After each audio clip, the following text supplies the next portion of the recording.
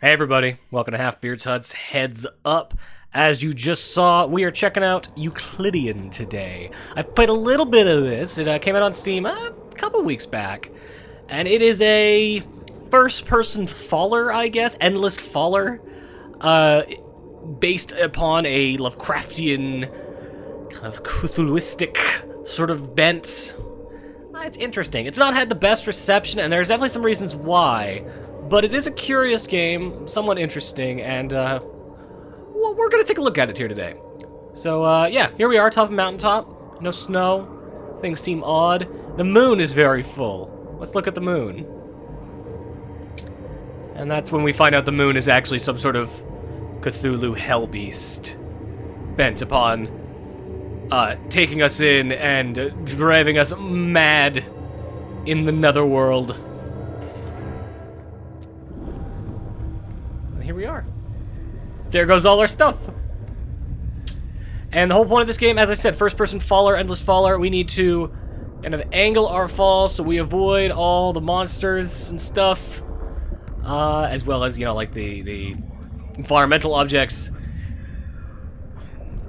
With the goal of being to hit this like portal thing at the bottom, all while being taunted by some sort of monstrous presence. And a number of Lovecraftian horrors that exist in the depths. The depths of our souls, and also the depths of this universe. Got a good atmosphere. There's a lot of things you can say about this game, but regardless of any of them, you can't deny this game's got a really good art style, really good atmosphere. The gameplay's got some issues in that you can see, like, I am moving right now. It's just, you move very slow. Like, the whole point of this game is you need to angle your way down, but they don't give you a ton of control with which to do that, which can be an issue. And yeah, and then to get to the bottom, we need to go hit one of these little pillar things. If we hit the ground in a place that's not that pillar thing, we die. Which seems like kind of a dick move. I feel like if you're gonna do a falling game sort of thing, it should be a straight line. Like, the bottom of the pass should be like you've passed, regardless of whether you're hitting this little pinprick at the bottom or not. This just seems like an unnecessary extra way to kind of screw with your players. So we hit that, all the spheres go nuts, and we can proceed on to the next stage. 9 stages in all in this game. You know, not a ton to it, but it's also really cheap. I haven't mentioned that. This game's $4, so kind of, if it's the sort of thing where if you're kind of interested in it, like, you might as well check it out. It's like the price of a cup of coffee or something like that. Not too bad. That said, there are some issues here. You know, it's quite difficult. One of the things I've heard about this game is that it is really quite difficult, and I have experienced that as well, where just there's a lot of kind of Twitch deaths, I guess, where just kind of last minute you'll find something like swimming into you, that stuff there, and if it touches you, you die, and you don't have a lot of recourse against it. You can try to kind of see ahead of it and avoid it that way, or you can like last minute press the E button to phase through it like that and get out of the way. But after you phase, find my body. There's my body. I'm now I'm back to phase energy. If your skeleton's red, you have no phase left, but if you're green, you got some phase. But yeah, that allows you to cut through guys and kind of pass through their nonsense. But still, like, there's a lot of stuff you got to work with. A lot of this is trial and error, memory, that kind of stuff. You know, this is, I can see people having trouble with this, especially because it is so, and I'm dead. Something got me. Rephase. What was I gonna say? Yeah, like, I can see why people might not be enjoying this so much, because the gameplay is very simple, but it's not very precise because it is so, you don't have so little sway as you're moving. It doesn't feel super precise. And so much of it is trial and error. You are having to remember where these things are and deal with them as such. That's fun to a point. Like, you have to be in the right mindset to enjoy that. It's the sort of thing where if you're, you know, it's not a fun all the time kind of game. At the very least, the environment doesn't seem to be much of a problem for me. Oh, that thing's there. Keep moving. That might, no, I just managed to avoid that. Lovely. Keep my eyes open for these other things. Trying to figure out where they all are. There's that one there. Stay over here. I'm gonna keep moving this way. There's all sorts of unholy monstrosities looking to, bite on my ghoulies. Those things, not the least of them. Yeah, I mean, it's a cool concept. Oh, I guess I hit the wall or something? Okay, that seems weird. I didn't see one of those things, but I died anyways. What was I gonna say? Yeah, like, it's a cool concept. I really like the look. I think, you know, it's really hard to do Lovecraft in games because it is intended to be indescribable. You know, the monsters in Lovecraftian fiction are unholy terrors from beyond the stars, beyond conception, beyond imagination. So, to then model those things out with fucking Blender, not exactly easy to do. So to have them be like this, where they're made of these vague, strict polygonal shapes, objects that, when used for graphics, require the person, require the player to imagine as much as the stuff is represented. It works really well. It's as good a way to do these kind of monsters in a video game space as you possibly could. Like, it's a really impressive way to do this. There's going to be another guy coming back this way. He goes back and forth. Where is he? Okay. Yup. I just barely managed to avoid that. I don't know where I'm going. So this is the other problem with this game, as I said earlier. You gotta land on that little pinprick, which is right there, thankfully, but if you're not falling the right way, like if you're slightly off, you will fall on the ground and die, which is a real bummer to make it through the whole level and then die on the ground. Oh, hey, what was I saying? Yeah, so I like the art style because, again, just vague polygonal shapes is a really good way to represent something that is in itself vague and indescribable. It's a good way to give it form, without giving it distinction, which is perfect for this kind of fiction.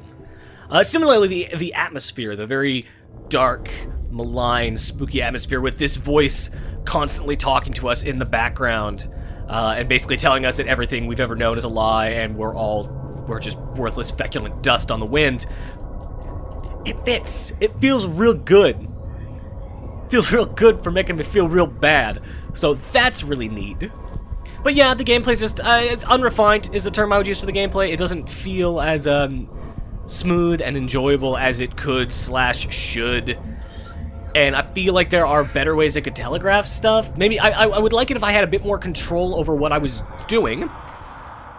Just in terms of like how fast I can swim my guy around, as well as just a bit more notice as to where things are. Like the spheres on the ground, they flash kind of infrequently to let you know where you should be aiming more or less, but you have so little view of them and they flash so kind of, again, infrequently that it can be hard to see them.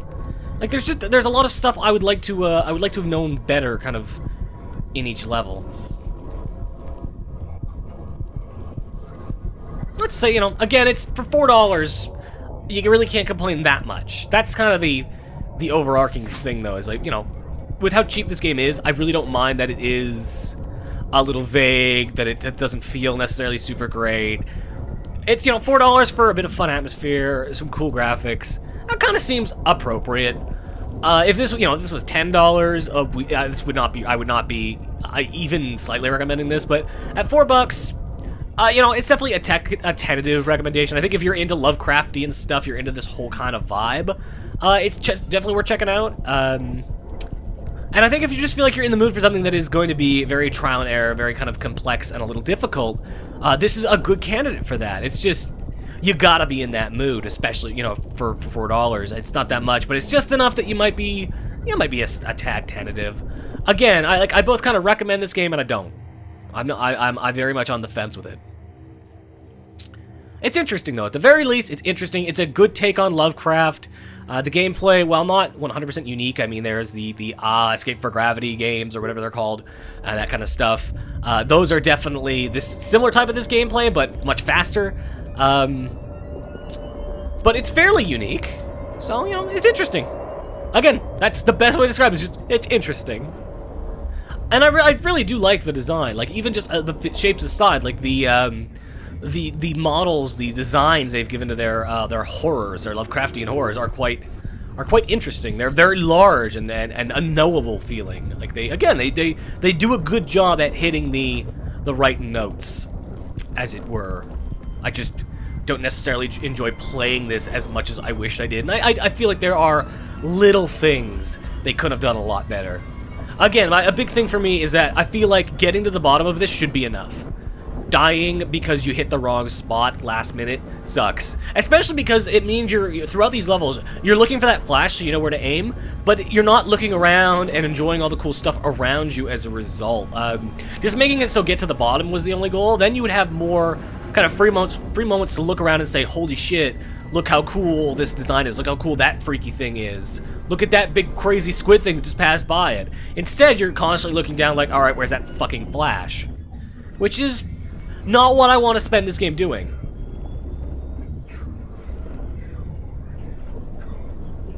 Alright. Yeah, I know, everything's dark and sad. Like, it should just, you hit the bottom, you should just, you know, move on to the next phase. That's my feeling. Anything else in this game? It's hard. Show this real quick. There are 3 difficulties in this game. Hard, which is the one I'm on right now. Affects phasing, visibility, and obstacles. Nightmarish, and impossible. Also, if you're crazy, you can set it to permadeath mode, which means the second you die, you're done. I'll leave it on nightmarish for now, because why not? Save that up. Game is also built for VR, so if you are in the mood to see what it looks like with VR, you can do that if you have such a device. I'm actually going to die here, because I don't want to show past this level. Because there's not that many stages, there are only 9 stages. So I'm going to die here, we'll go down this level again, but we'll see what it looks like in nightmarish. So yeah, VR support, binaural 3D audio is part of this game if you've got the setup for it. And that's kind of it. Very, you know, ambient, haunting soundtrack, that kind of stuff. That is the exact wording used in the Steam page. And I would agree, it is haunting, it is ambient. Those descriptors are accurate. But it's, you know, interesting. It's got a good sense, it's just unnerving. It's got a good sense of unnerving, an unnerving feel. Just not fun to play. Frankly, not all that fun to play. A lot of good side elements, but the core gameplay could use just a touch of work. But for $4, who's complaining? $4 is not that bad, not at all. So that does help. That does help quite a bit. Horrible monster things. All look like jellyfish or squid. I like the undersea element going on here. It very much, you know, puts you in mind of what these things should feel like. That's fucking crazy. Looking at that thing's core while you're in phase mode makes you see just terror. Yeah, I like how these are recognizable as sea creatures, but are, in that same sense, unrecognizable as anything else. Like, it's very, it's curious. It does a good job. Yeah. As I said, right on the fence with this one, I feel very torn. I don't feel like I can't recommend this. I don't think it's necessarily worth recommending, but I don't recommend against it either. It's the sort of thing where you're gonna know if you're in the right mood or not for it, and if you are, it's definitely worth checking out.